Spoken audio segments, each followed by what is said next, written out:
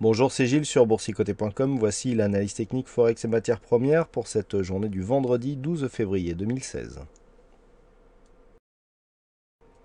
Et donc hier, je vous annonçais des signaux d'affaiblissement sur la dynamique de la paire de devises euro-dollar. Eh bien, on en a la manifestation aujourd'hui, puisqu'après avoir touché un point haut ici à 1,1374, eh bien, les cours redescendent ici sur la bolle inférieure, ce qui neutralise la dynamique haussière. On est donc dans une phase de neutralisation. Si on prend l'intégralité ici de cette dynamique, alors on va effacer le précédent Fibonacci, voilà. Si on prend l'intégralité de cette dynamique pour voir un petit peu ce que nous avons donc sur ce graphe, excusez-moi.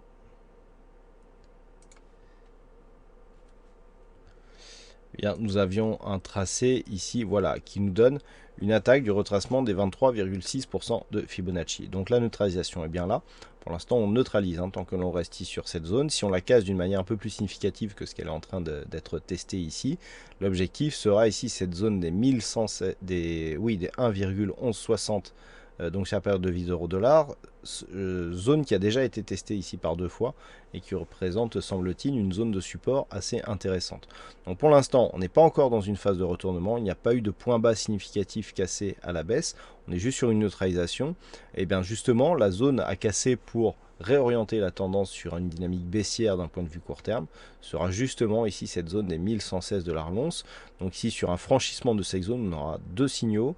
D'après les Fibos, affaiblissement de la dynamique par rupture ici de cette zone des 38,2 et par les zones de point haut, point bas, eh bien retournement de tendance potentiel avec un précédent point bas significatif cassé à la baisse. Donc il faudra absolument ici surveiller cette zone des 1,1160 et naturellement toute rupture haussière ici des 1,1377 relancerait la dynamique court terme. Sur le dollar yen, nous sommes toujours ici dans une dynamique baissière assez forte. On constatait hier la cassure assez systématique des zones de support. Donc on est venu ici tester la zone des 112,57, puis la zone des 111,59 que l'on a cassé légèrement avant de marquer un début de rebond. Donc ce rebond ici s'inscrit toujours dans une continuité baissière puisqu'on revient ici à peine chercher la moyenne mobile 20 exponentielle. Donc on sait que tout peut se retourner et que nous aurions dans ce cas-là un signal de continuité de dynamique.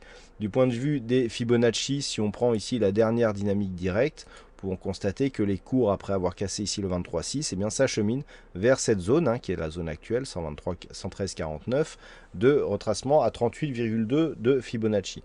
Donc on est tout à fait ici dans une poursuite de mouvement baissier. La dynamique reste baissière. Si on venait à casser ici cette zone des 38,2 et à récupérer ici la zone des 114,217, bon, on aurait un retracement un peu plus important, mais c'est seulement sur la zone des 115,03 dans ces conditions-là que on pourrait commencer à parler de retournement, puisque on aura un retracement de plus de 61,8% de Fibonacci qui nous ramènerait mécaniquement sur la zone des 417,53.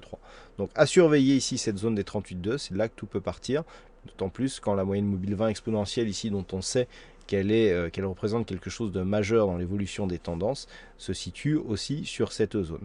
Naturellement, toute rupture baissière de cette zone des 110,99 eh bien, déclencherait un signal de poursuite du mouvement baissier. Et enfin sur l'or, eh bien, nous sommes toujours ici dans une dynamique haussière et qui est bien confirmée depuis la cassure ici des 1187 $ l'once. Donc les cours ont connu encore un excès hier et ça s'est stabilisé aujourd'hui autour des 1240 $ l'once. Si l'on se rapproche un petit peu, on peut constater que suite à l'inscription ici de ce point haut, au-delà des 1260 points, eh bien, les cours sont redescendus tout doucement, ce qui nous montre que la dynamique laisse une pression haussière qui subsiste malgré la forte hausse et donc le manque de consolidation. Les indicateurs nous montrent pourtant une probabilité de consolidation avec ce RSI en forte surachat qui redescend et qui sort de cette zone. Idem pour le stochastique, le MACD qui avait lui aussi une forte amplitude. Normalement, tout cela déroule sur une phase de consolidation qui n'arrive pas. Donc ça nous montre que la pression est toujours haussière et que sur le moindre petit élément qui irait en ce sens, notamment par rapport au dollar, eh bien on pourrait continuer à constater une hausse sur le gold, donc coté en dollars.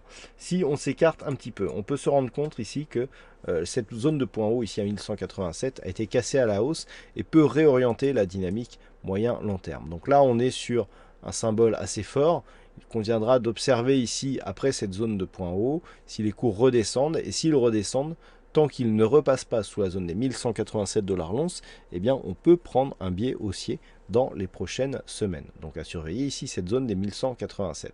Toutefois, vu ici la phase de hausse et vu le mouvement, on devrait avoir une phase de consolidation la semaine prochaine. On peut viser ici la zone des 1223 $ l'once, et naturellement cette anticipation baissière sera invalidée pour tout dépassement du plus haut significatif de cette séquence, à savoir la zone des 1263,40.